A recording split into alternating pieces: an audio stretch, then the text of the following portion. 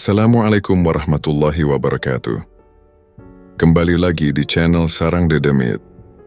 Di tepi sawah desa Kedung Jati berdiri sebuah pohon beringin tua. Akar-akarnya menjuntai sampai menyentuh tanah, batangnya besar dan kasar, dedaunannya rimbun, menutupi langit malam. Di bawah pohon itu sering terdengar suara jangkrik bersaut-sautan. Angin malam membuat daun padi bergoyang perlahan, menimbulkan suara lirih yang seolah menyembunyikan percakapan rahasia. Bagi warga desa, pohon itu dianggap keramat, tempat orang jarang berani duduk lama. Namun malam itu berbeda, karena dua anak muda memilih berkumpul di sana.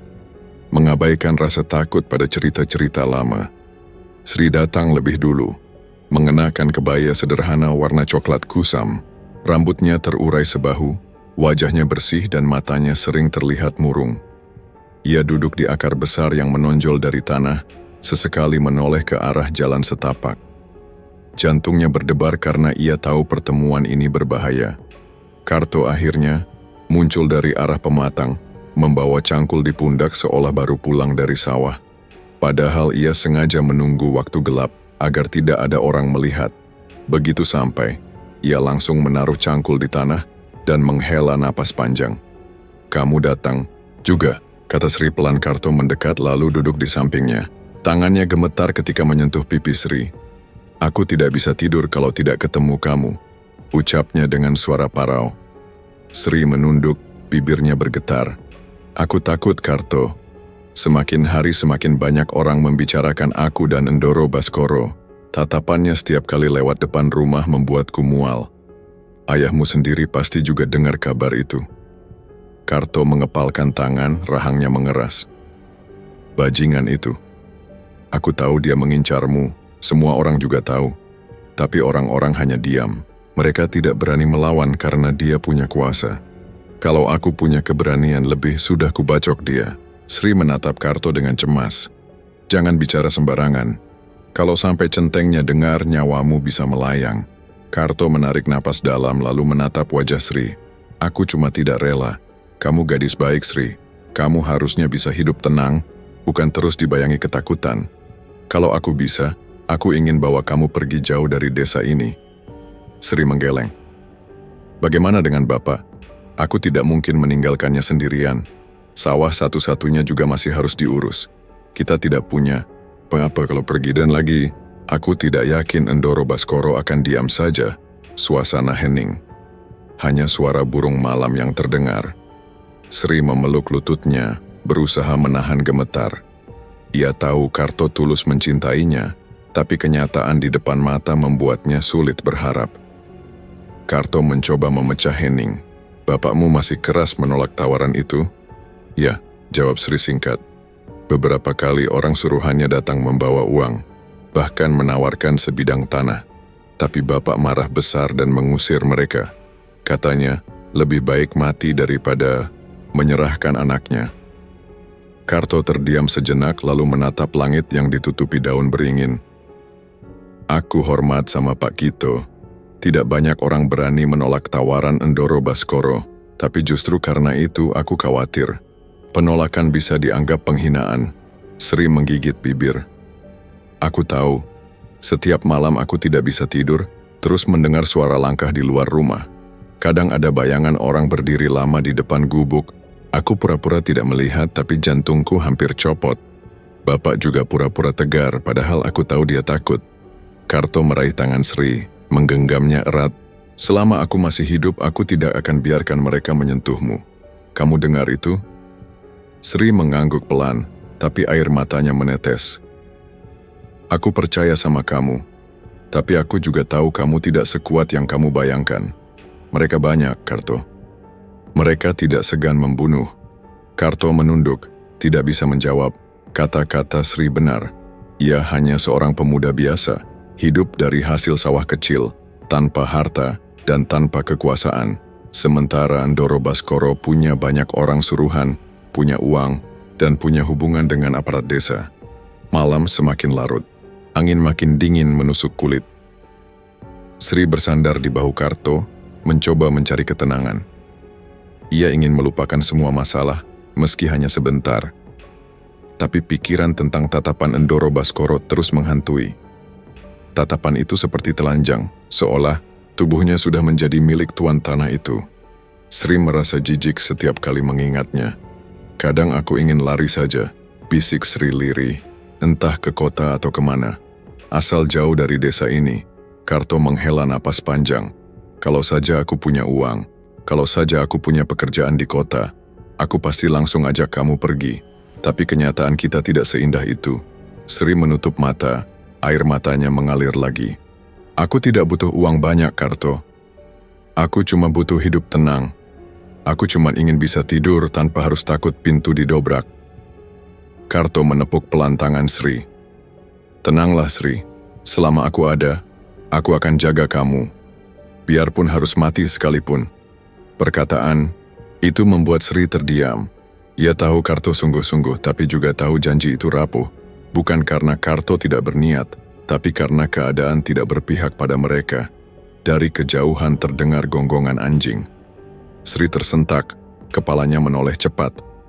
Matanya menatap gelisah ke arah jalan desa yang gelap. Kamu dengar itu? Tanyanya panik. Karto ikut menoleh lalu mengangguk. Mungkin cuman anjing liar. Tapi kenapa aku merasa ada yang mengawasi? Sri memeluk lengan Karto lebih erat.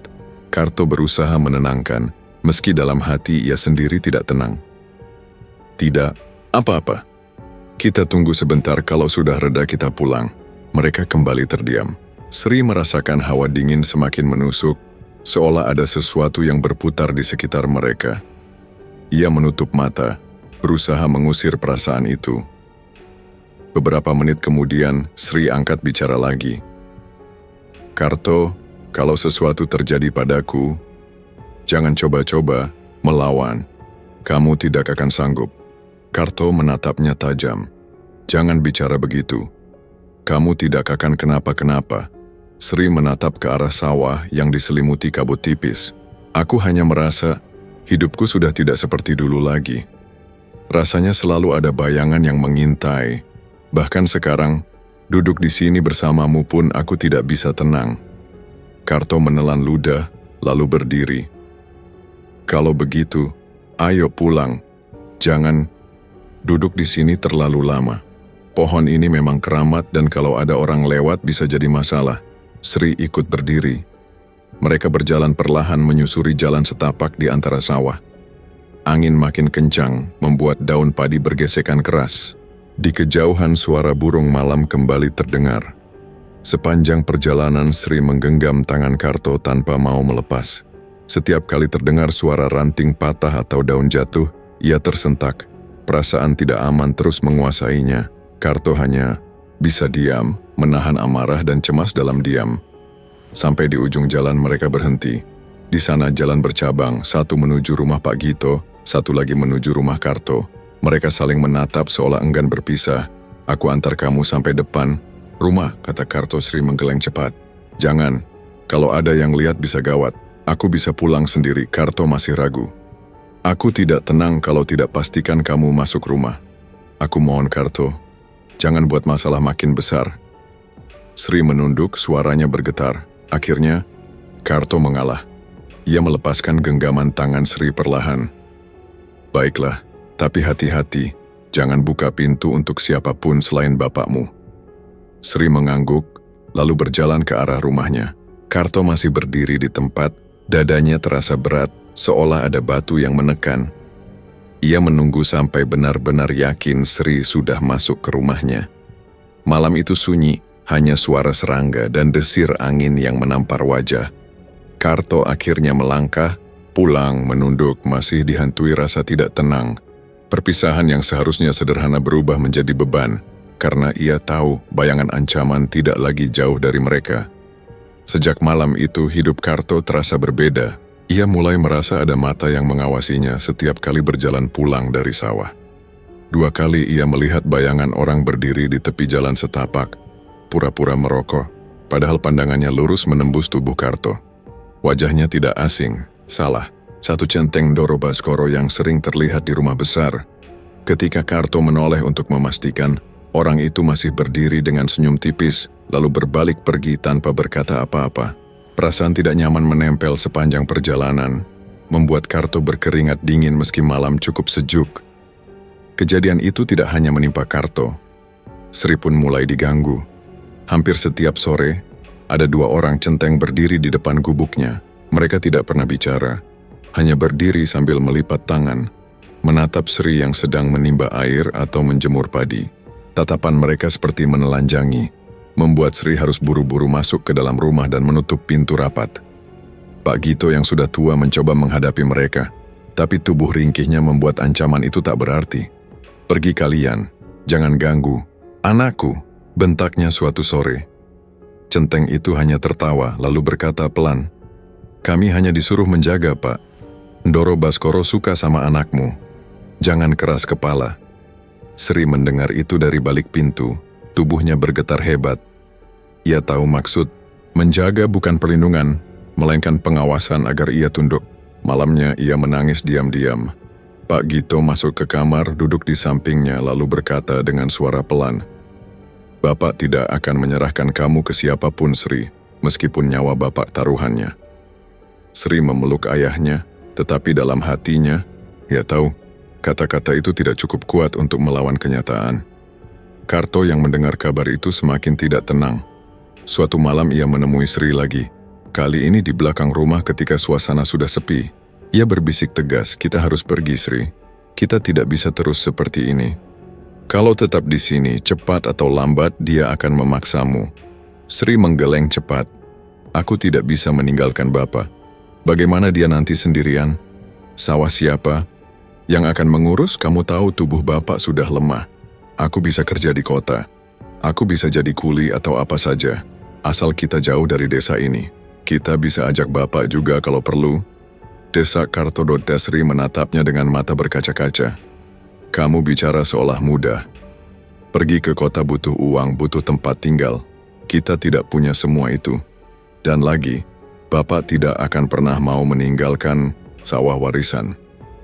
Lebih baik aku menanggung semuanya di sini daripada melihat Bapak sengsara di tempat asing." Karto terdiam. Kata-kata Sri menampar kenyataannya sendiri. Ia memang tidak punya apa-apa. Semua keinginannya hanya sebatas ucapan, tanpa jaminan bisa diwujudkan. Tapi membiarkan Sri tetap di desa sama saja menyerahkan dirinya pada bahaya. Hari-hari berikutnya, bayangan ancaman makin nyata. Karto kembali diikuti orang ketika pulang sore dari sawah. Ia pernah berhenti tiba-tiba, menoleh, dan mendapati 2 orang centeng berdiri tidak jauh. Salah satunya berkata dengan nada mengejek, "Capek kerja keras ya? Kalau mau hidup enak serahkan saja Sri, kamu juga bisa dapat bagian." Karto tidak menjawab, hanya menatap dengan marah, lalu berjalan cepat meninggalkan mereka. Tapi dalam hati amarah bercampur ketakutan. Ia tahu dirinya tidak sanggup menghadapi orang-orang itu seorang diri. Di sisi lain, Sri mulai sering terbangun di tengah malam. Ia merasa ada langkah kaki di luar rumah, suara ranting patah atau desiran kain seperti orang berjalan. Ia bangunkan ayahnya, tapi Pak Gito berkata, "Jangan takut, itu mungkin angin."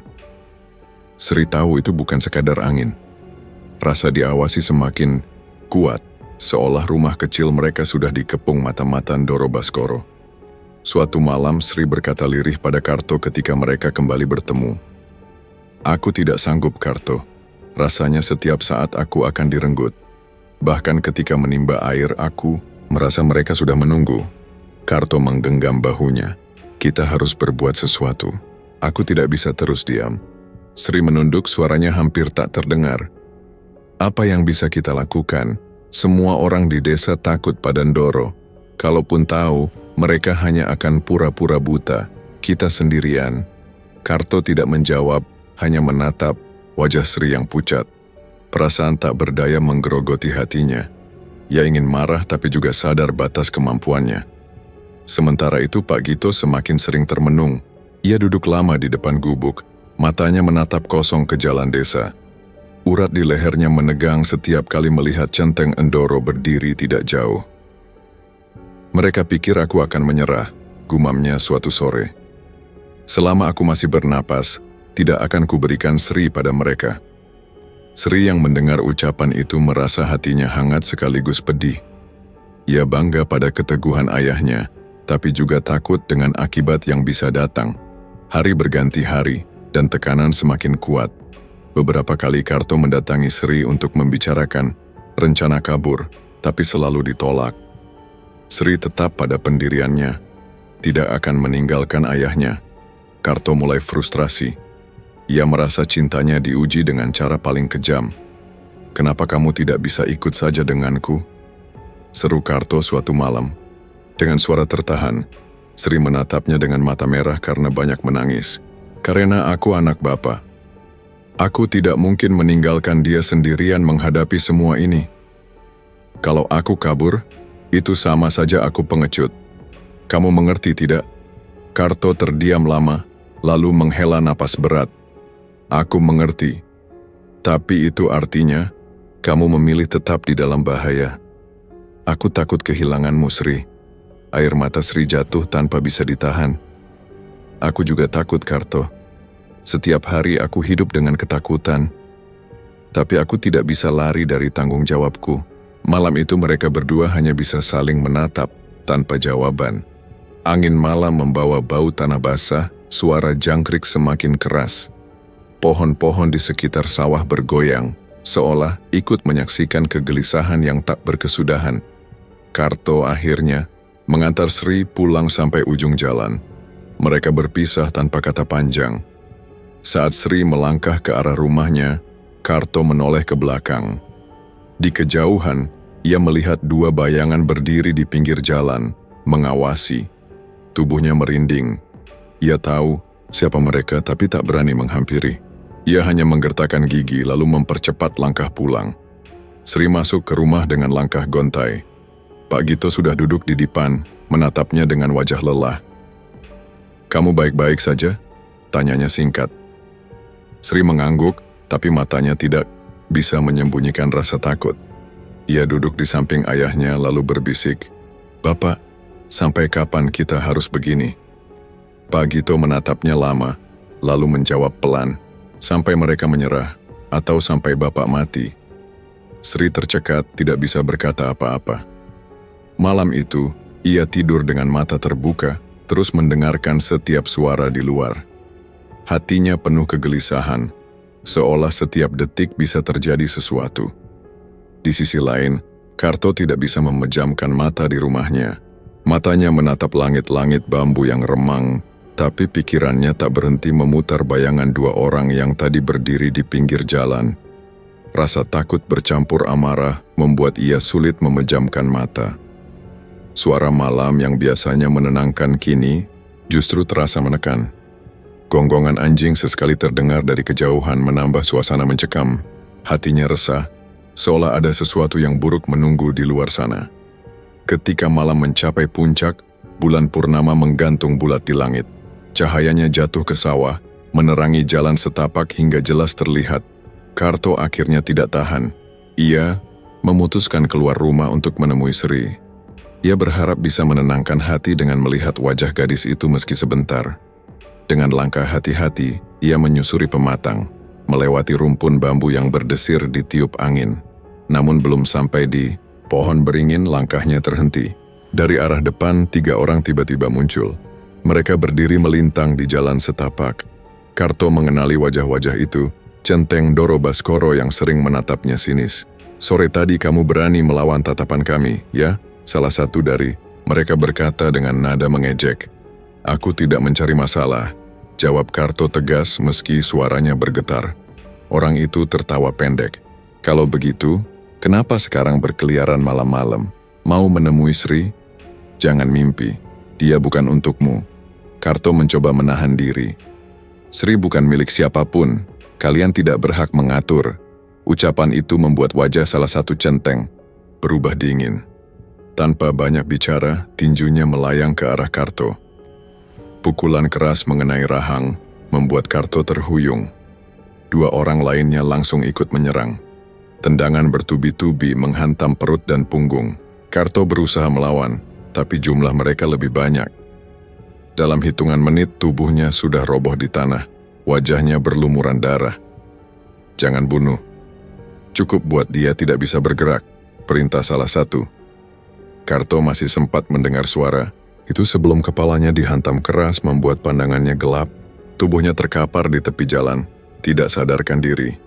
Sementara itu di rumah Pak Gito suasana lebih mencekam. Sri baru saja selesai membereskan piring makan malam ketika terdengar suara pintu digedor keras. Pak Gito yang sedang duduk di dipan langsung berdiri. Siapa itu? Teriaknya. Tidak ada jawaban, hanya gedoran makin keras. Pintu bambu itu akhirnya jebol. Ndoro Baskoro masuk dengan dua centengnya. Wajahnya penuh amarah, matanya menatap Sri tanpa berkedip. Pak Gito maju, mencoba menghadang. Keluar dari rumahku, apa maumu datang malam-malam? Ndoro tidak menjawab. Salah satu centeng maju dan menghantam Pak Gito dengan pukulan keras ke perut. Tubuh tua itu jatuh tersungkur. Ia masih mencoba bangkit, tapi tendangan lain menghantam dadanya hingga ia terkapar. Darah merembes dari mulutnya. Sri berteriak histeris. "Bapak!" Ia hendak berlari menolong, tapi lengannya ditangkap kasar. Mulutnya langsung disumpal kain kotor, membuat suaranya teredam. Matanya melebar, air mata jatuh tanpa henti. Ndoro Baskoro menatap Sri dari dekat. "Akhirnya aku bisa mendapatkanmu," ucapnya dengan suara rendah namun penuh nafsu. Sri berontak tapi tenaganya kalah jauh. Ia diseret ke dipan bambu yang reyot. Centeng menahan tubuhnya, sementara mulutnya tetap tersumpal. Di depan ayahnya yang masih sadar tapi tak berdaya, Sri diperlakukan dengan kejam. Tangisan dan jeritannya hanya terdengar seperti erangan tercekik. Di balik kain, Pak Gito berusaha bangun, mencoba merangkak, namun centeng lain menginjak punggungnya. "Jangan coba-coba orang tua," ucapnya dingin. Air mata Pak Gito bercampur darah. Ia melihat anaknya dirusak tanpa mampu berbuat apa-apa. Hatinya hancur tapi tubuhnya tak lagi punya tenaga. Sri terus meronta, namun setiap gerakannya hanya membuat tubuhnya makin disakiti. Ndoro Baskoro dan kedua centengnya bergantian memperlakukannya tanpa belas kasihan. Malam itu dipenuhi suara, napas berat, suara kayu dipan yang berderit, dan suara Sri yang tercekik. Dalam pikirannya Sri hanya berharap semua ini segera berakhir. Ia ingin pingsan, ingin mati, agar tidak lagi merasakan penderitaan yang merobek jiwa dan raganya. Beberapa kali matanya bertemu dengan tatapan ayahnya. Pak Gito menatap dengan wajah penuh putus asa, seolah meminta maaf karena tidak bisa melindungi. Sri menjerit di balik sumpal, tetapi suaranya hilang di telan malam. Setelah waktu yang terasa sangat panjang, keheningan akhirnya datang. Nafas mereka terengah-engah dan tubuh Sri tergeletak tak berdaya. Kain sumpal dilepas tapi ia hanya bisa terisak, suaranya parau. Ndoro Baskoro berdiri, merapikan pakaiannya dengan wajah puas. Ia menatap Sri yang tubuhnya gemetar. "Kamu harus tahu, menolak keinginanku hanya membuat penderitaanmu lebih buruk," katanya sambil tersenyum dingin. Sri tidak menjawab, hanya menutup wajah dengan tangan, menangis terisak. Pak Gito masih tergeletak. Di lantai, napasnya tersengal, tubuhnya penuh luka. Ia mencoba berkata, suaranya serak, "Kalian binatang. Kalian tidak punya hati." Salah satu centeng menendang tubuh tua itu lagi. "Diam kau, orang tua." Sri berusaha merangkak mendekati ayahnya, tapi kakinya ditarik kasar hingga jatuh lagi. Air matanya terus mengalir. Malam itu menjadi saksi bisu kehancuran harga diri dan rasa aman yang pernah dimiliki keluarga kecil itu. Tidak ada tetangga yang datang menolong. Semua orang tahu, tapi mereka memilih diam di balik pintu karena takut. Sri tergeletak di dipan bambu, tubuhnya rusak, jiwanya hancur. Pak Gito terkapar di lantai, menyaksikan semua dengan mata yang masih terbuka. Ndoro Baskoro dan centengnya berdiri, mengatur napas menatap hasil kebiadaban mereka. "Sudah cukup untuk malam ini," ucap Ndoro akhirnya. Ia berjalan keluar, meninggalkan bau keringat dan darah. Dua centeng mengikuti dari belakang, masih tertawa pelan. Pintu rumah kembali terbanting, suasana hening. Hanya terdengar isak Sri dan napas berat Pak Gito.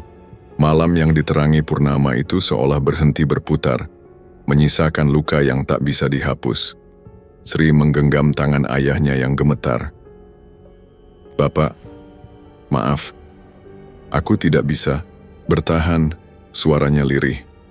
Pak Gito menatap putrinya dengan mata penuh air, tapi bibirnya tidak mampu mengucap kata. Ia hanya memeluk Sri dengan sisa tenaga yang ada. Malam itu tidak ada pertolongan, tidak ada suara yang datang. Hanya isak Sri dan napas berat Pak Gito yang terdengar di gubuk reot itu.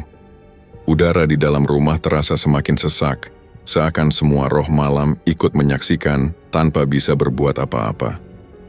Sri terbaring lemah di dipan bambu, tubuhnya penuh luka, rambutnya berantakan menutupi wajah.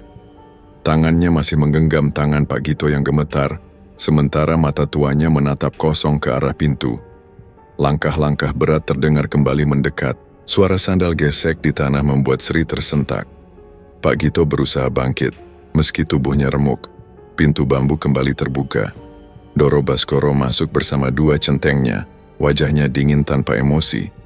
Ia berhenti di depan dipan, menatap Sri, yang sudah tidak berdaya. Orang ini saksi hidup, kata Doro pelan tapi tegas. Kalau dibiarkan, semua bisa tahu. Salah satu centeng mengangguk. Apa yang harus kami lakukan, Andoro? Habisi dia. Buat seolah dirampok. Sri langsung berteriak lemah, meski suaranya nyaris habis. Jangan, Bapak, tolong. Air matanya mengalir deras. Pak Gito merangkak maju, tubuhnya gemetar. Jangan ambil anakku, kalau kau ingin nyawa, ambil nyawaku. Jangan dia. Doro hanya melirik sekilas, lalu mengangkat tangan memberi isyarat. Dua centeng bergerak cepat. Mereka menarik lengan Sri dengan kasar, menyeretnya keluar gubuk. Kuku-kuku Sri mengais lantai tanah, meninggalkan goresan putus asa. Bapak, tolong! Teriak Sri sambil menangis keras. Pak Gito berusaha berdiri, tapi kakinya tidak kuat. Ia jatuh lagi, kepalanya membentur tiang bambu. Anakku, jangan. Suaranya parau, hampir tak terdengar. Di luar, bulan purnama menyinari tanah lapang. Udara dingin menusuk tulang. Sri diseret ke dekat. Batu besar di samping rumah, salah satu centeng mengikat tali kasar ke lehernya. Sri meronta dengan sisa tenaga. Aku mohon, aku tidak bersalah. Centeng itu hanya menatapnya dingin. Kami hanya jalankan perintah. Sri menjerit histeris, tapi tali sudah menjerat lehernya. Tubuhnya terhentak ketika tali ditarik kuat. Ia megap-megap, matanya melotot. Dalam detik yang kejam itu, salah satu centeng menghantam kepalanya ke batu berkali-kali. Suara benturan keras terdengar, diikuti cipratan darah yang mengotori tanah. Pak Gito dari dalam rumah mendengar semua. Jeritan anaknya menembus malam, membuat dadanya pecah. Ia mencoba bangun sekali lagi, menyeret tubuhnya keluar. Begitu sampai, di ambang pintu pandangannya kabur. Ia melihat samar tubuh anaknya diguncang benturan, darah berceceran hingga akhirnya terkulai lemas. Tidak, Sri. Suaranya parau bercampur darah yang mengalir dari mulut. Sri terjatuh ke tanah, tubuhnya sudah tak berdaya. Wajahnya penuh darah, matanya setengah terbuka seakan masih menatap ke arah ayahnya. Centeng mengangkat tubuh itu, menyeretnya ke jalan tanah. Jejak darah tertinggal, membentuk garis panjang dari depan rumah menuju jurang di pinggir desa, Endoro. Baskoro berjalan di belakang, tangannya memegang rokok yang baru saja ia nyalakan. Ia tidak menatap tubuh Sri lagi, seakan semua itu hanyalah urusan kecil yang sudah selesai. Sesampainya di pinggir jurang, salah satu centeng berbisik, Ndoro, apa langsung dibuang di sini? Ndoro mengangguk tanpa banyak kata. Buang, jangan, tinggalkan jejak. Dengan tenaga kasar, tubuh Sri dilempar ke dalam jurang yang gelap. Suara hantaman terdengar sekali, lalu hening. Jurang itu menelan tubuhnya, menyisakan bau darah yang terbawa angin malam. Pak Gito, yang masih di ambang pintu rumahnya, terisak melihat pemandangan itu. Air matanya jatuh bercampur darah yang menetes dari kening. Tubuhnya menggigil, tangan tuanya mencengkeram tanah. Ia ingin berlari menyusul, tapi kakinya tak bisa lagi digerakkan. Apa salah anakku? Kenapa harus begini? Gumamnya lirih. Endoro Baskoro menoleh sebentar ke arah Pak Gito yang terkapar. Wajahnya dingin, lalu ia berbalik. Ayo pergi, sudah cukup. Ketiganya berjalan menjauh meninggalkan rumah kecil itu dalam kehancuran. Suara langkah mereka perlahan hilang di telan malam. Di tepi sawah yang tak jauh dari sana, tubuh Karto masih terbaring. Wajahnya penuh luka, darah mengering di pipinya. Ia tidak tahu apa yang baru saja terjadi, pikirannya tenggelam dalam gelap karena hantaman keras. Ia hanya sesekali merintih pelan, tanpa sadar bahwa Sri sudah tidak ada lagi. Malam itu, satu keluarga benar-benar hancur. Gubuk reot berdiri sunyi, pintunya setengah terbuka, lantainya penuh bercak darah. Di dalamnya Pak Gito duduk bersandar di tiang. Matanya menatap kosong ke jurang di kejauhan. Nafasnya tersengal, tubuhnya penuh luka, tapi hatinya yang paling remuk. Anakku, Sri. Ucapnya pelan, hampir seperti bisikan, ia tidak tahu harus bagaimana lagi. Tangannya yang gemetar mencoba meraih sesuatu, tapi hanya udara kosong yang ia dapat. Dadanya sesak, kepalanya berputar, namun matanya tidak berhenti menatap ke arah jurang. Suasana desa tetap hening. Tidak ada satupun tetangga yang keluar meski tahu ada suara gaduh. Semua memilih menutup telinga karena takut pada nama besar Ndoro Baskoro. Malam itu menjadi malam bisu, penuh rahasia yang disembunyikan oleh gelap. Pak Gito akhirnya menutup matanya, bukan untuk tidur, tapi karena tubuhnya sudah tidak kuat menahan sakit. Air matanya masih jatuh, membasahi pipi keriput. Ia sadar hidupnya berubah selamanya, dan semua yang berharga sudah direnggut dengan cara paling kejam. Sementara itu, di pinggir jurang, darah segar Sri masih menetes ke bebatuan. Kabut malam menutupinya perlahan, seolah ingin menghapus jejak, tapi aroma anyir tetap terbawa angin. Pak Gito yang duduk di depan gubuk hanya bisa menatap kosong ke arah gelap jurang itu. Tubuhnya lemah, tapi batinnya jauh lebih remuk. Tidak ada suara, tidak ada lagi teriakan, hanya hening yang menusuk. Pagi menjelang dengan cepat, suara ayam berkokok terdengar di setiap rumah, disusul suara orang-orang menimba air. Namun ketenangan pagi itu pecah ketika kabar menyebar. Beberapa warga yang berani mendekat ke jurang menemukan tubuh Sri sudah tak bernyawa, wajahnya hancur, darah mengering menempel di batu. Jeritan pertama yang terdengar adalah dari seorang ibu yang baru pulang dari sawah. Astagfirullah, ini Sri. Desa segera geger. Berita kematian Sri menyebar secepat api membakar jerami kering. Namun meski semua orang tahu siapa yang ada di balik itu, tidak ada satupun yang berani bersuara. Ndoro Baskoro terlalu berkuasa, aparat desa tunduk padanya, bahkan perangkat desa pun memilih diam. Beberapa tetangga mendatangi Pak Gito. Mereka melihat tubuhnya penuh luka, wajahnya lebam, darah masih menempel di bibirnya. Ia duduk di lantai gubuk menatap kosong ke tanah. Pak, sabar Pak, ini sudah takdir, kata salah seorang dengan suara pelan. Pak Gito tidak menjawab. Matanya kosong, tapi di dalamnya ada bara yang menyala. Tidak ada lagi air mata, hanya dingin yang membuat orang lain tidak berani menatap terlalu lama. Di sisi lain, Karto baru sadar setelah semalaman terbaring di tepi sawah. Begitu ia mencoba bangkit, tubuhnya terasa sakit di setiap bagian. Ingatannya samar, tapi suara pukulan dan ejekan centeng kembali terngiang. Ia berlari tertatih menuju gubuk Sri. Begitu sampai ia mendengar bisik-bisik orang. Mayatnya ada di jurang, Sri sudah meninggal. Karto terhuyung, dadanya sesak. Tidak mungkin, Sri tidak mungkin. Ia berlari ke jurang, mendorong orang-orang yang berkerumun. Tubuhnya langsung lemas ketika melihat Sri terbujur kaku. Wajahnya penuh darah, matanya masih terbuka setengah.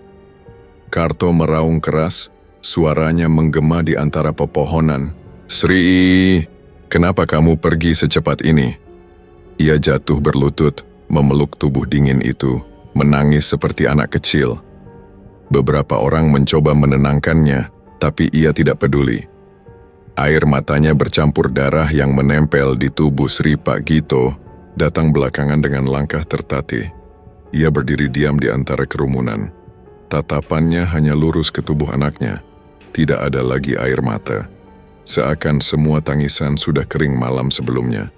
Ia hanya bergumam pelan, hampir tak terdengar, "Kau sudah bebas dari penderitaan, Nat. Tinggal aku yang masih terikat di bumi ini." Warga yang mendengar hanya bisa menunduk. Tidak ada yang berani menambah kata. Mereka tahu semua ini ulah siapa, tapi lidah mereka terkunci oleh rasa takut. Setelah jenazah diangkat dari jurang, desa menggelar pemakaman sederhana.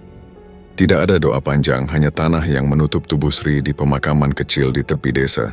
Karto berdiri di samping liang, tubuhnya gemetar, air mata terus mengalir.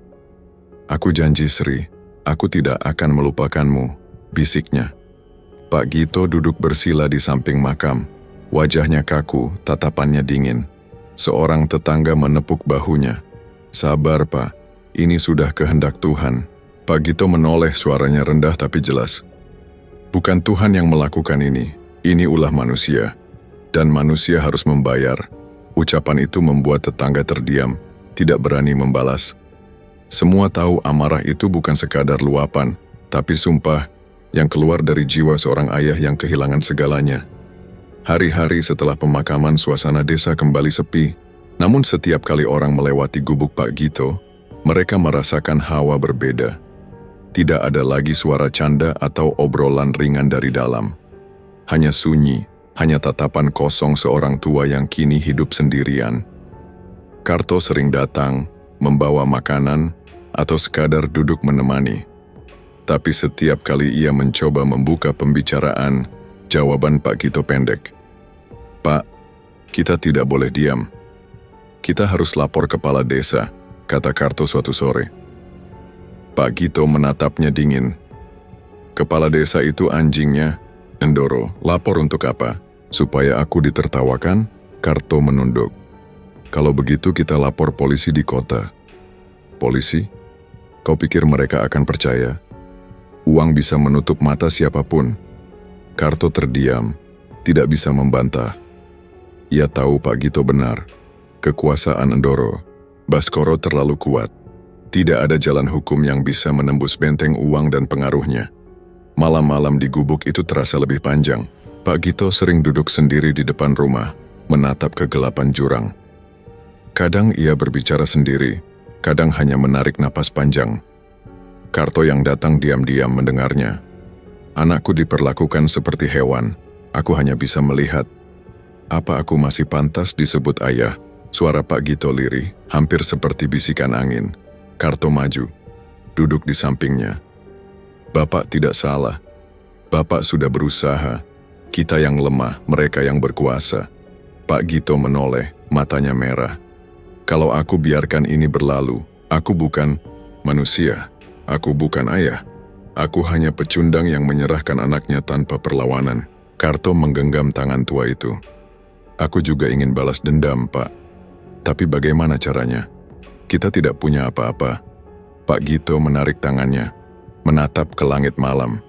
"Ada jalan, selalu ada jalan. Aku akan menemukannya." Sejak saat itu, sikap Pak Gito berubah total. Ia tidak lagi banyak bicara, tidak lagi menunjukkan kesedihan.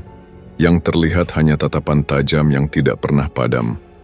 Warga yang lewat depan gubuk sering berbisik, matanya bukan lagi mata orang biasa. Itu mata orang yang sudah kehilangan segalanya. Karto semakin khawatir. Ia melihat Pak Gito bukan lagi ayah Sri yang dulu ramah. Kini ia seperti batu, keras, dingin, tapi menyimpan api di dalamnya. Suatu malam, Karto mencoba berbicara lagi. "Pak, aku takut Bapak nekat. Aku tidak ingin kehilangan Bapak juga." Pak Gito menoleh sebentar lalu berkata singkat, "Kamu tidak akan mengerti." "Coba jelaskan, Pak. Aku ingin tahu." Pak Gito menunduk, suaranya pelan tapi dalam. "Aku sudah tidak punya apa-apa lagi. Sawah bisa hilang, nyawa bisa hilang. Tapi harga diri anakku tidak bisa dibiarkan diinjak tanpa balasan. Kalau aku harus mengorbankan sisaku untuk membayar semua ini, aku rela." Karto tidak bisa menjawab. Kata-kata itu terlalu berat. Hatinya ikut terbakar, tapi ketakutan membuatnya menahan diri. Malam semakin larut. Tangannya menggenggam lutut. Wajahnya kering tanpa air mata. Yang tersisa hanya bara dendam yang semakin menyala. Di luar, angin malam membawa suara daun jati bergesekan, menambah sepi yang menekan. Semua yang berharga sudah direnggut darinya. Yang tersisa hanyalah keinginan untuk membuat pelaku merasakan penderitaan yang sama. Keesokan harinya, Pak Gito mengambil keputusan. Ia menjual sawah satu-satunya peninggalan keluarga. Beberapa tetangga mencoba menahan. "Pak, jangan gegabah. Itu satu-satunya harta yang Bapak punya," kata seorang lelaki parubaya. Pak Gito hanya menjawab singkat, "Aku tidak butuh sawah, aku butuh keadilan." Orang itu terdiam. Semua tahu, apa yang disebut keadilan di desa ini hanyalah ilusi. Ndoro Baskoro menguasai aparat dan perangkat desa. Tidak ada yang bisa menyentuhnya dengan hukum. Pak Gito paham, betul, jalannya bukan lagi lewat aturan, tapi lewat sesuatu yang jauh lebih gelap. Dengan uang hasil penjualan sawah, Pak Gito berangkat. Tidak ada bekal lain selain dendam yang menuntunnya. Ia berjalan ke arah barat, melewati pematang sawah, menembus jalan setapak yang jarang dilalui orang. Hatinya kaku, tubuhnya yang penuh luka tetap dipaksa kuat. Hari berganti sore ketika ia sampai di pinggir hutan. Orang-orang menyebutnya alas larangan. Hutan itu dipenuhi pohon tinggi, cabangnya saling bertaut, membuat cahaya matahari sulit menembus. Udara di dalamnya lembab, bau tanah basah bercampur aroma busuk. Burung hantu sering terdengar di siang hari, tanda tempat itu tidak biasa. Warga desa jarang berani masuk, kecuali mereka yang mencari sesuatu di luar nalar. Pak Gito berdiri lama di depan gerbang alam liar itu. Dalam hati ia berkata lirih, "Sri, kalau ini harus kulakukan demi tenangmu, aku akan melakukannya." Lalu ia melangkah masuk. Perjalanan di dalam hutan terasa berat, tanahnya licin, dipenuhi akar yang mencuat, serangga beterbangan, suara hewan malam terdengar dari berbagai arah. Pak Gito berkali-kali hampir terjatuh, tapi ia tidak berhenti. Api dendam menuntun langkahnya. Beberapa kali ia mendengar bisikan, seolah ada orang mengikuti. Ia menoleh, tapi tidak ada siapa-siapa. Pohon-pohon besar berdiri diam tapi seakan menatap. Udara semakin dingin meski malam belum turun sepenuhnya. Akhirnya, setelah berjalan jauh, ia melihat cahaya redup dari celah pepohonan. Di sana ada sebuah gubuk reyot, berdinding anyaman bambu yang sudah lapuk, atapnya ditutup daun kelapa kering. Bau kemenyan dan darah busuk tercium dari dalam. Pak Gito tahu inilah tempat yang ia cari. Orang-orang desa hanya berbisik tentang nama yang menakutkan, Mbah Karso. Dukun tua yang konon mampu memanggil roh untuk merenggut nyawa siapapun. Pak Gito melangkah mendekat. Pintu gubuk terbuka perlahan, seakan ada yang sudah menunggu. Dari dalam, keluar seorang lelaki tua dengan tubuh kurus kering, kulitnya legam, matanya cekung berwarna merah. Giginya hitam, bibirnya tipis. "Sudah lama aku menunggumu," suara Mbah Karso serak seperti berasal dari dalam tanah. Pak Gito menunduk hormat, lalu berkata dengan suara parau, "Aku datang membawa permintaan. Aku ingin nyawa seseorang. Aku ingin dia mati secara hina. Aku ingin dia merasakan penderitaan anakku sebelum pergi." Mbah Karso tersenyum tipis. Namanya Ndoro Baskoro. Dukun itu terkekeh pelan. "Besar sekali nyali orang tua sepertimu menyebut nama itu. Apa kau tahu siapa dia?" Pak Gito menatap lurus. "Aku tidak peduli siapa dia. Bagiku dia pembunuh. Dia perusak hidupku." Mbah Karso berjalan ke dalam gubuk, lalu duduk di tikar. Lusuh. Ia menyalakan dupa, asap pekat memenuhi ruangan. "Santet yang kau minta bukan main-main. Santet Geti Wengi. Itu akan memakan bagian dari jiwamu. Kau siap?" Pak Gito menutup mata sebentar lalu mengangguk. "Aku sudah tidak punya apa-apa. Kalau jiwaku harus ikut hilang, aku rela." Mbah Karso menatapnya lama, lalu berkata, "Aku butuh syarat. Bawa tanah dari bekas telapak kakinya, supaya ikatan langsung mengenai dirinya. Dan aku butuh sehelai rambut dari kepalamu sebagai pengikat jiwa. Kau juga harus menyerahkan seluruh uang yang kau bawa. Nyawa dibeli dengan nyawa, darah dibayar dengan darah." Pak Gito menghela napas panjang. "Aku akan penuhi semuanya." Dukun itu tersenyum dingin. "Kalau begitu, duduklah. Malam ini kita mulai pengikat pertama." Pak Gito duduk di depan Mbah Karso. Bau dupa semakin tajam, membuat kepala pening. Di dinding, tergantung kain hitam dengan noda merah yang sudah kering. Di sudut ruangan ada kendi tanah liat berisi cairan berbau busuk. Mbah Karso mulai melantunkan mantra, suaranya lirih tapi berat. Asap dupa bergerak tidak biasa, melingkar seolah mengikuti alunan suara. Pak Gito menunduk, mencoba menahan gemetar. Dalam hatinya hanya ada satu nama, Ndoro Baskoro. Bayangkan wajahnya, kata Mbah Karso. Bayangkan saat dia menyentuh anakmu. Biarkan amarahmu menuntun roh yang kupanggil. Pak Gito memejamkan mata. Wajah Ndoro Baskoro muncul jelas, bersama tawa dinginnya. Gambar itu membuat tubuh Pak Gito panas. Tangannya terkepal, giginya terkatup rapat. Mbah Karso mengambil sebilah, pisau kecil lalu mendekat. Aku butuh darahmu, ini sebagai perjanjian. Tanpa ragu Pak Gito mengulurkan tangannya. Pisau itu menggores kulitnya, darah menetes ke mangkuk tanah liat. Bau amis bercampur dengan dupa. Mbah Karso mengaduk darah dengan jari, lalu menggambar garis di lantai tanah. Mulai malam ini roh malam akan mendengar namamu. Kau sudah tidak bisa kembali. Jalan ini hanya satu arah, kata Mbah Karso. Pak Gito mengangguk, suaranya berat. Aku tidak ingin kembali. Aku hanya ingin balas dendam. Mbah Karso menutup mata, lalu melanjutkan mantranya. Angin di dalam gubuk tiba-tiba berputar, asap dupa beterbangan ke segala arah. Lampu minyak berkelip-kelip hampir padam. Pak Gito merasa bulu kuduknya berdiri, tapi ia tidak bergerak. Ketika mantra berhenti, Mbah Karso membuka mata. Syarat terakhir tinggal kau penuhi. Setelah itu hidupmu bukan lagi milikmu. Ingat itu. Pak Gito menarik napas dalam. Aku sudah siap. Suasana hening. Hanya suara kayu berderak di atap gubuk. Mata Mbah Karso menatap tajam ke arah Pak Gito, seakan menembus ke dalam jiwanya. Malam itu berakhir dengan bau darah dan asap kemenyan yang menyesakkan. Pak Gito keluar dari gubuk dengan langkah berat, tapi tatapannya semakin keras. Dalam dirinya air mata sudah hilang, berganti dengan sesuatu yang jauh lebih gelap. Di luar, hutan larangan terasa sunyi, pohon-pohon tinggi berdiri kaku, seolah ikut menjadi saksi sumpah Pak Gito malam itu. Angin membawa aroma lembab bercampur bau busuk, menambah tekanan pada langkahnya yang berat. Hatinya sudah tidak mengenal lagi kata takut. Semua yang ada hanyalah dendam yang mengeras, menuntunnya kembali ke gubuk reot Mbah Karso. Malam itu gubuk kecil itu menyala temaram oleh cahaya lampu minyak. Asap kemenyan mengepul tebal, menempel di dinding bambu yang rapuh. Bau menyengat menusuk hidung, membuat kepala pusing.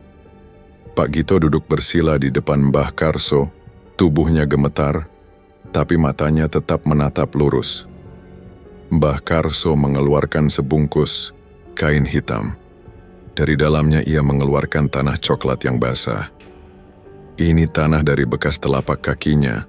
Kau sudah bawa dengan benar, katanya dengan suara serak. Pak Gito mengangguk. Aku ikuti persis apa yang kau minta. Bagus. Dukun tua itu menoleh lagi. Sekarang rambutmu, sehelai saja, tapi itu pengikat jiwamu. Pak Gito mencabut rambut dari kepalanya. Tangannya bergetar, tapi ia tidak ragu. Rambut itu ia letakkan di tangan Mbah Karso. Dukun itu mengambil sebuah mangkuk tanah liat. Di dalamnya sudah ada air keruh bercampur abu kemenyan. Ia meneteskan darah ayam hitam yang baru saja disembelih. Suara ayam tadi masih terngiang di telinga Pak Gito. Jeritannya terputus ketika lehernya digorok. Darah mengalir menetes ke tanah, bercampur dengan bau kemenyan yang pekat. Semua yang kau bawa harus diserahkan penuh, kata Mbah Karso lagi. Pak Gito menyerahkan bungkusan kain berisi uang hasil penjualan sawah. Tangannya berat melepas, tapi ia tahu tidak ada jalan kembali. Ini semua yang kupunya. Mbah Karso menatapnya tajam. Uang ini bukan lagi milikmu, ini tumbal. Ingat, kalau kau menyesal, roh yang kupanggil tidak akan kembali ke tempatnya. Aku tidak akan menyesal, jawab Pak Gito tegas. Mbah Karso tersenyum tipis memperlihatkan gigi hitamnya. Ia mulai melantunkan mantra. Suaranya lirih namun menghantam dada. Asap kemenyan bergerak aneh, melingkar di udara. Lampu minyak berkelip, hampir padam, tapi tidak benar-benar mati. Pak Gito duduk kaku. Hatinya bergetar, tapi ia menahan diri. Bayangan wajah Ndoro Baskoro muncul jelas di kepalanya, lengkap dengan tawa hina yang dulu ia dengar. Ia menggenggam lututnya, menahan amarah. Bayangkan dia, suara Mbah Karso terdengar dalam. Bayangkan saat dia merenggut anakmu. Biarkan amarahmu jadi jalan untuk roh malam. Pak Gito memejamkan mata. Nafasnya memburu, giginya terkatup rapat. Ia melihat Sri, wajahnya penuh darah, matanya menatap kosong. Gambaran itu membuatnya semakin yakin. Mbah Karso mengangkat mangkuk berisi campuran darah, abu dan rambut. Ia menuangkannya ke tanah yang diambil dari bekas telapak kaki Ndoro. Setelah itu, ia menggambar simbol dengan pisau kecil. Suara mantranya semakin keras membuat bulu kuduk berdiri. Pak Gito merasakan udara di sekeliling berubah. Angin berputar di dalam gubuk. Meski pintu tertutup rapat, suhu udara turun drastis, membuat tubuhnya menggigil. Pegang tanah ini dengan tanganmu. Perintah Mbah Karso. Pak Gito menempelkan telapak tangannya ke tanah yang basah, bercampur darah. Seketika rasa panas menjalar dari kulitnya ke seluruh tubuh. Ia menahan teriakan, hanya menggertakkan gigi. Mulai malam ini, kau sudah satu dengan tanah ini. Apa yang dia rasakan akan kembali padanya. Ingat, dendamu akan mengalir lewat jalan. Ini, dikata Mbah Karso dengan tatapan menusuk. Pak Gito mengangguk pelan, wajahnya basah oleh keringat dingin. Aku siap. Mantra kembali dilantunkan. Dari dalam kendi tanah liat, terdengar suara berdesis seperti ular. Asap hitam tipis keluar, membentuk bayangan samar di udara. Pak Gito menatap dengan ngeri, tapi Mbah Karso tetap tenang. Jangan takut, ucap Mbah Karso. Itu roh yang akan menuntun dendamu. Biarkan dia masuk ke tanah, biarkan dia mengikat.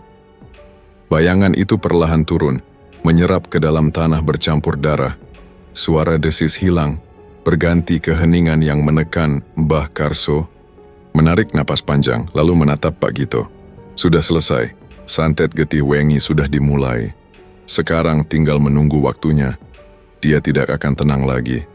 Pak Gito masih terdiam, tubuhnya lemas. Ia merasa sebagian dari dirinya ikut terhisap. Tapi dalam hatinya, ada kepuasan dingin. Sri, aku sudah mulai, bisiknya lirih. Mbah Karso mendekat lalu berkata pelan, kau harus tahu jalan ini tidak bisa kau hentikan. Sekali roh ini bekerja, tidak ada yang bisa menghentikannya kecuali kematian. Kau mengerti? Aku mengerti. Dan kau harus siap menanggung akibatnya. Hidupmu tidak akan sama lagi. Kau sudah bukan manusia biasa. Pak Gito menatapnya dengan mata merah. Aku sudah kehilangan segalanya. Apalagi yang bisa kupertahankan? Hening menyelimuti gubuk itu. Asap kemenyan masih tebal, bau darah masih menempel. Di luar, suara serangga malam terdengar pelan, seolah menjauh dari tempat itu. Mbah Karso akhirnya memadamkan dupa, lalu menutup kendi tanah liat dengan kain hitam. Pulanglah, istirahat, biarkan roh malam bekerja. Kau hanya perlu menunggu. Pak Gito bangkit perlahan. Kakinya gemetar, tapi hatinya lebih mantap dari sebelumnya. Ia keluar dari gubuk, menatap langit yang gelap tanpa bintang. Angin malam menusuk, membawa sisa bau darah yang masih melekat di tangannya. Ia berdiri lama di depan hutan, napasnya berat. Dalam hatinya, ia tahu hidupnya sudah tidak punya jalan pulang. Dendam telah menelan semuanya. Dengan langkah perlahan, ia meninggalkan gubuk itu. Hutan larangan menelannya kembali. Udara lembab menempel di kulit, tapi hatinya lebih mantap dari sebelumnya. Ia tahu malam itu jalan dendam sudah dibuka. Tidak ada lagi ruang untuk mundur. Di tempat lain, rumah besar Ndoro Baskoro berdiri angkuh. Dindingnya dari batu, atap genteng merah mengilap, dan halaman luas dengan pagar tinggi. Rumah itu selalu jadi simbol kekuasaan, tempat orang-orang kecil hanya bisa menunduk jika lewat di depannya.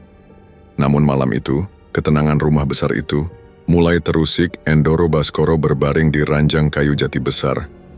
Lampu minyak menyala redup di sudut kamar. Udara malam terasa dingin, tapi tubuhnya berkeringat. Matanya sulit terpejam meski ia sudah mencoba menutup sejak lama. Tiba-tiba telinganya mendengar suara lirih. Endoro, ia terperanjat. Suara itu lembut, tapi membuat bulu kuduknya berdiri. Ia menoleh ke kanan, kosong. Ke kiri, juga tidak ada siapa-siapa. Hanya tirai yang bergoyang pelan. Suara itu terdengar lagi, kali ini disertai tawa kecil. Endoro, kenapa kau diam? Endoro bangkit, duduk di ranjang. Siapa itu? Suaranya lantang, tapi ada getar di ujungnya. Tidak ada jawaban, hanya suara isakan pelan, seperti perempuan menangis. Suara itu dekat seolah tepat di samping telinganya. Endoro menutup telinganya, tapi suara tetap terdengar. Aku sakit. Endoro, kenapa kau lakukan ini padaku? Wajah Sri tiba-tiba terlintas di kepalanya. Ia menggeleng keras, mencoba menepis. Tidak, itu hanya bayangan. Namun ketika ia menoleh ke sudut kamar, matanya membelalak. Bayangan seorang perempuan berdiri di sana. Rambut panjang menutupi wajah, tubuhnya berlumuran darah. Dari kepalanya menetes cairan merah ke lantai. Endoro tersentak, mundur ke belakang hingga punggungnya menempel pada dinding. Pergi, jangan ganggu aku. Bayangan itu tidak bergerak, hanya menunduk dengan tubuh gemetar. Lalu terdengar tawa lirih, bercampur tangisan. Aku di sini, Endoro. Aku tidak akan pergi. Endoro berteriak memanggil pelayannya. Jono, Paiman, cepat masuk. Dua pelayan masuk tergesa. Mereka melihat Endoro ketakutan di sudut kamar. Ada apa, Endoro? Endoro menunjuk ke sudut. Itu, perempuan itu. Kalian tidak lihat? Keduanya saling pandang.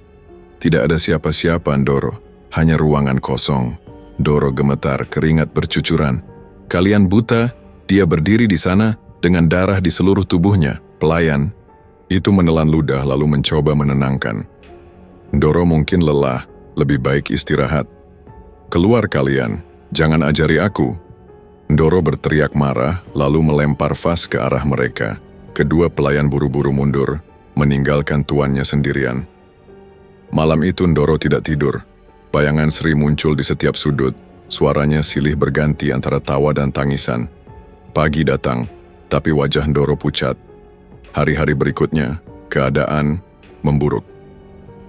Endoro mulai menggaruk tubuhnya tanpa henti. Awalnya hanya gatal kecil di lengan, tapi lama-lama menyebar ke seluruh badan. Ia menggaruk hingga kulitnya terkelupas, mengeluarkan nanah berbau busuk. Dokter dipanggil dari kota, tapi tidak menemukan penyakit apapun. Ini hanya alergi, Endoro.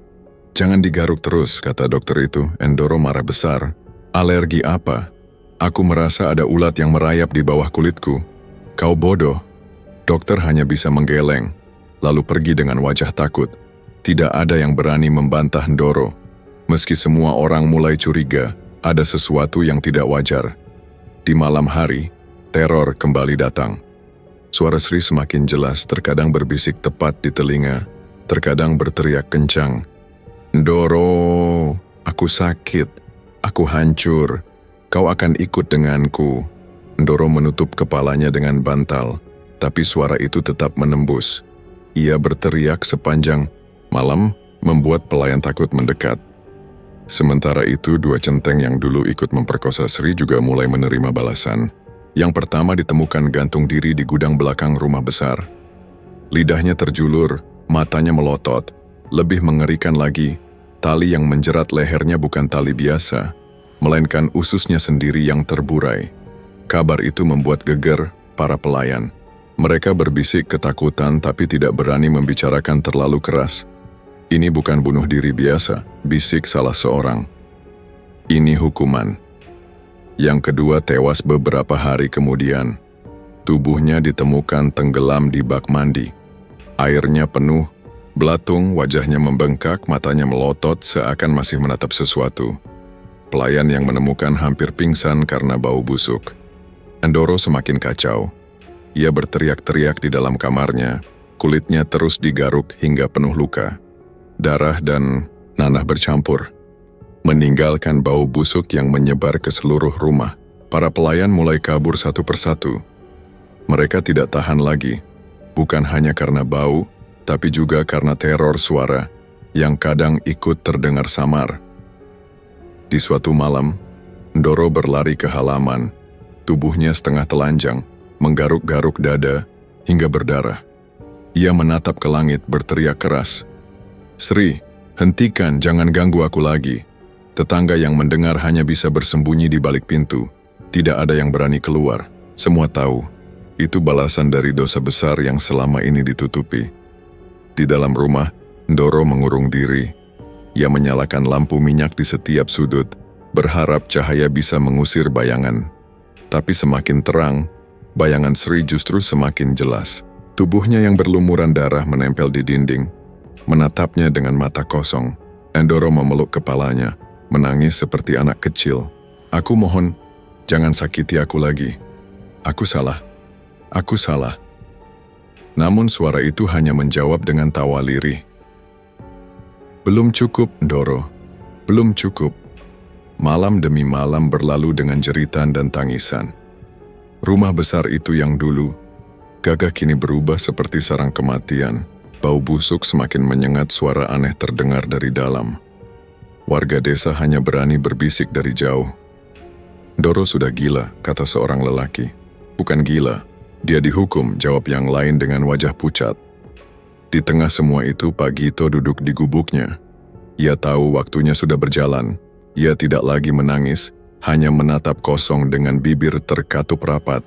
Dalam hatinya, ada kepuasan dingin, tapi juga ketegangan yang membuatnya tidak bisa benar-benar tenang.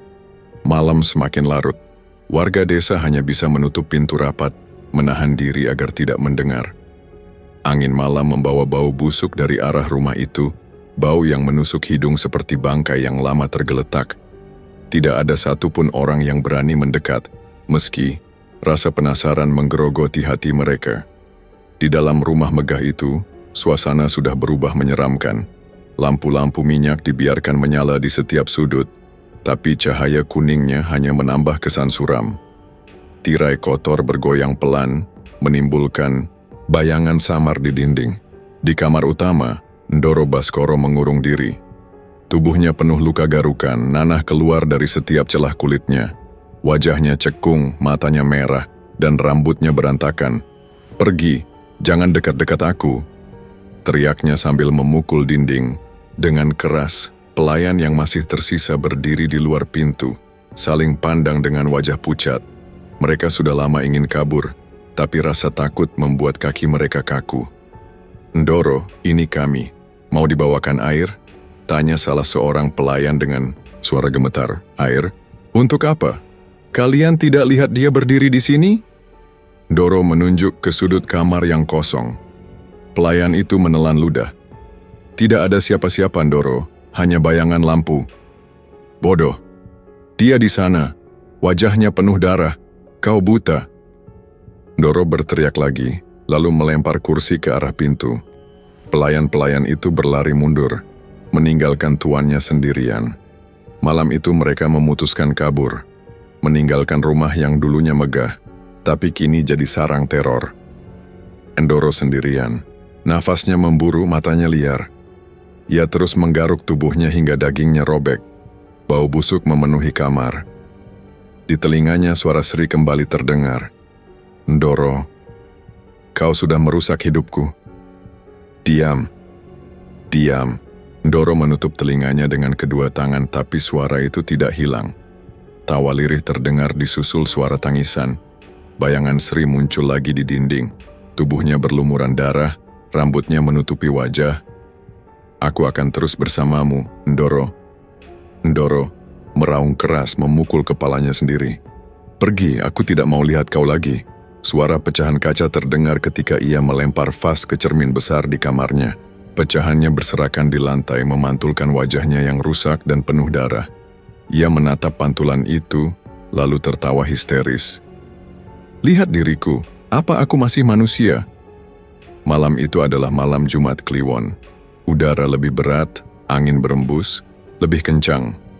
Warga desa mendengar jeritan Endoro semakin parah dari biasanya. Endoro sudah benar-benar gila, bisik seorang lelaki di balik pintu rumahnya. Gila atau dikutuk, balas yang lain dengan suara pelan. Tidak ada yang berani memastikan. Yang jelas suara gaduh dari rumah besar itu membuat semua orang bergidik. Benda-benda dibanting, suara meja digeser, dinding dicakar, bahkan kaca jendela pecah. Di dalam, Endoro merangkak di lantai. Tangannya penuh darah, kukunya patah karena menggaruk dinding. "Sri, aku minta maaf. Jangan sakiti aku lagi." Suara itu menjawab dengan bisikan yang semakin jelas. "Belum cukup, Endoro. Belum cukup." Matanya melotot, tubuhnya gemetar. Ia merasa ada tangan dingin menyentuh bahunya.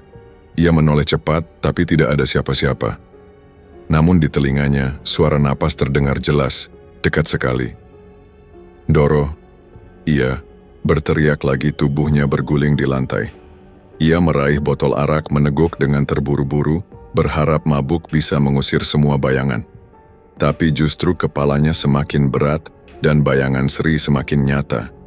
"Kenapa kau hancurkan hidupku?" Suara itu berteriak keras kali ini, membuat telinganya berdenging. Endoro menutup wajah dengan kedua tangan. Tubuhnya menggigil. Aku salah. Jangan siksa aku lagi." Di luar kamar, suara cakar di dinding terdengar jelas. Warga yang masih berani mendengar dari jauh saling pandang dengan wajah ngeri. Tidak ada yang berani masuk. Malam semakin dalam. Jeritan berubah menjadi suara yang tidak lagi seperti manusia. Suara itu seperti campuran tangisan, tawa, dan raungan binatang. Rumah besar itu yang dulu jadi simbol kekuasaan kini berubah jadi neraka di tengah desa. Di kamar, Endoro merangkak ke ranjangnya. Tubuhnya penuh darah dan luka. Ia menatap langit-langit, matanya kosong. "Sri, aku mohon, hentikan. Aku tidak tahan lagi." Tawa lirih terdengar di setiap sudut ruangan. Tirai bergoyang meski jendela tertutup rapat. Bau busuk semakin pekat, membuat ia muntah di lantai. Ia meracau seperti orang kehilangan akal. "Aku raja di desa ini. Kenapa aku harus disiksa begini? Aku punya uang. Aku punya kuasa. Kenapa kau ganggu aku, Sri?" Bayangan itu menjawab dengan suara datar. "Karena kau merenggut nyawaku." Endoro menjerit keras, suaranya menembus malam. Warga desa yang mendengar hanya bisa berdiam. Tidak ada yang berani melangkah ke halaman rumah itu. Malam Jumat Kliwon yang biasanya hanya dihiasi suara jangkrik kini dipenuhi jeritan yang membuat bulu kuduk berdiri. Pak Kito di gubuknya duduk diam menatap jurang. Ia mendengar suara jeritan dari kejauhan, tapi wajahnya tetap dingin. Tidak ada senyum, tidak ada tangis. Hanya mata yang menyimpan kepastian bahwa semua sudah berjalan di jalurnya. Di rumah besar, suara gaduh semakin keras. Perabotan dibanting, kaca pecah, pintu berderak seperti dipukul benda berat. Di sela-sela itu, jeritan Endoro terus menggema, seolah ia sedang dicabik sesuatu yang tak kasat mata. "Lepaskan aku. Jangan tarik aku." Tidak ada jawaban. Hanya suara tawa dan tangisan yang berbaur. Malam Jumat Kliwon itu berakhir dengan jeritan yang membuat seluruh desa tidak tidur. Rumah besar yang dulu angkuh kini berdiri gelap, kaca pecah bertebaran di halaman, pintunya tergantung setengah lepas, suasana mencekam masih terasa hingga pagi menjelang matahari terbit. Sinarnya mengenai atap genteng merah rumah Endoro Baskoro yang kini tampak kusam. Beberapa warga memberanikan diri mendekat. Mereka sudah lama mendengar jeritan itu, tapi baru pagi ini keberanian muncul. Ada rasa penasaran bercampur takut, karena mereka tahu apapun yang terjadi di dalam sana bukanlah hal biasa. Seorang lelaki paruh baya berkata dengan suara rendah, "Kita harus pastikan. Kalau Endoro mati, kita harus tahu." Yang lain menimpali, "Kalau masih hidup biar dia sendiri menanggung." Dengan langkah hati-hati mereka masuk ke halaman. Bau busuk langsung menyambut, menusuk hidung, membuat beberapa orang muntah. Bau itu bukan bau biasa, melainkan campuran darah busuk, nanah, dan bangkai. Semakin dekat ke dalam, semakin kuat aroma itu. Pintu kamar Ndoro terkunci dari dalam. Seorang pemuda memberanikan diri menendang sekali, 2 kali, hingga pintu terbuka dengan suara berderak. Yang terlihat di dalam membuat semua orang menjerit ngeri. Tubuh Ndoro Baskoro telungkup di lantai telanjang bulat, punggungnya robek lebar, seolah ada sesuatu yang meledak dari dalam tubuhnya. Isi perutnya tercecer di lantai, usus dan jantungnya berhamburan. Darah menggenang, menempel di dinding dan bahkan di langit-langit. Namun yang paling mengerikan adalah posisinya. Kedua tangannya mencengkeram alat kelaminnya sendiri. Tarikan kuat membuatnya tercabut dari pangkal.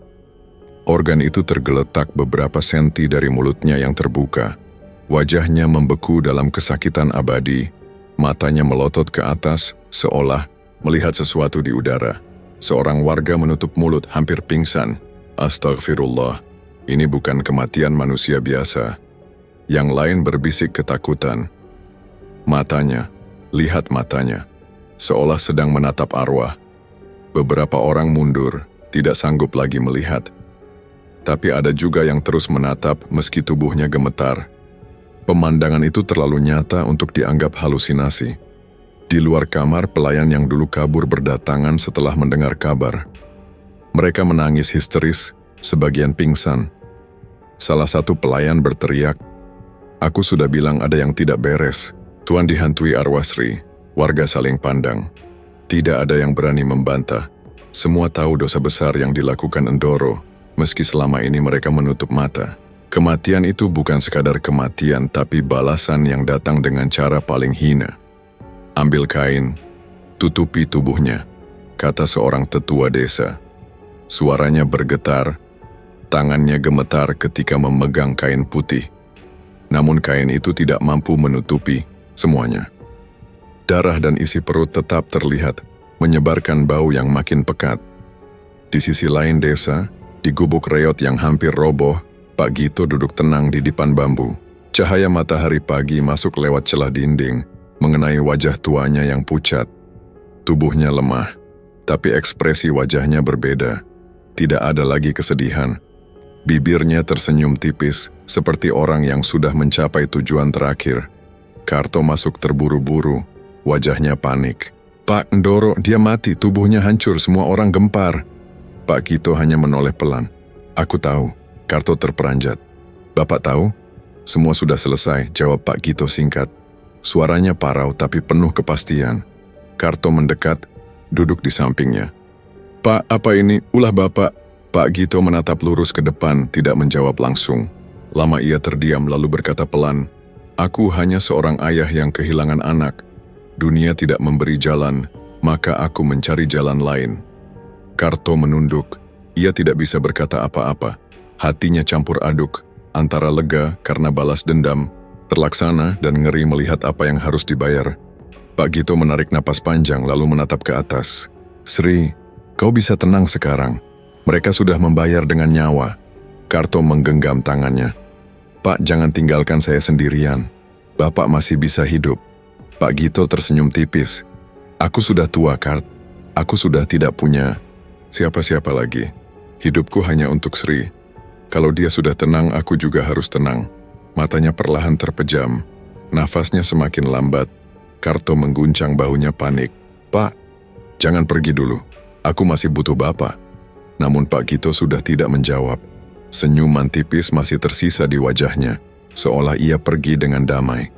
Di depan reot itu, ia menghembuskan napas terakhir, meninggalkan tubuh yang tenang.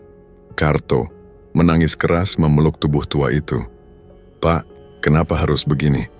Kenapa semua harus berakhir seperti ini?" Di luar, suara warga masih gaduh membicarakan kematian Ndoro. Tapi di dalam gubuk itu hanya ada Karto yang menangis memanggil orang yang sudah tidak bernyawa. Hari itu desa benar-benar terdiam. Rumah besar yang dulu sombong kini dipenuhi bau kematian. Gubuk reot di ujung desa menyimpan tubuh seorang ayah yang pergi dengan tenang. Semua orang tahu, dendam sudah lunas, tapi luka yang ditinggalkan tidak akan pernah hilang. Warga berkumpul di jalan desa berbisik-bisik, "Ini azab." "Bukan, ini balasan. Apapun itu, kita semua jadi saksi." Matahari siang bersinar terik, tapi suasana tetap muram. Tidak ada yang berani bicara lantang. Mereka semua menyimpan rasa takut sekaligus lega, karena kekuasaan yang dulu menindas akhirnya tumbang. Namun di balik itu, ada luka yang tidak pernah bisa ditutup. Desa itu akan selalu mengingat malam-malam jeritan, dan pagi ketika tubuh Ndoro ditemukan hancur. Mereka juga akan selalu mengingat seorang ayah yang menyerahkan segalanya demi membalas anaknya. Di kuburan kecil di pinggir desa, makam Sri berdiri tenang. Tidak ada bunga, hanya tanah basah dan rumput liar. Tapi pagi itu terasa berbeda. Angin berembus pelan, membawa bau tanah segar, seolah memberikan tanda bahwa arwah Sri sudah tidak lagi gelisah. Di gubuk reot, tubuh Pak Gito dibaringkan. Warga berdatangan, wajah mereka penuh hormat. Seorang tetua berbisik, ia pergi dengan dendam yang lunas. Karto berdiri di samping jenazah, matanya sembab. Dalam hatinya, ia tahu cerita ini tidak akan pernah hilang dari ingatan desa. Hari itu, desa kembali tenang. Tidak ada lagi jeritan, tidak ada lagi teror. Tapi di balik ketenangan itu, ada cerita kelam yang akan diwariskan dari mulut ke mulut, tentang seorang tuan tanah yang mati dengan hina, dan seorang ayah yang menyerahkan jiwanya demi menutup luka anaknya.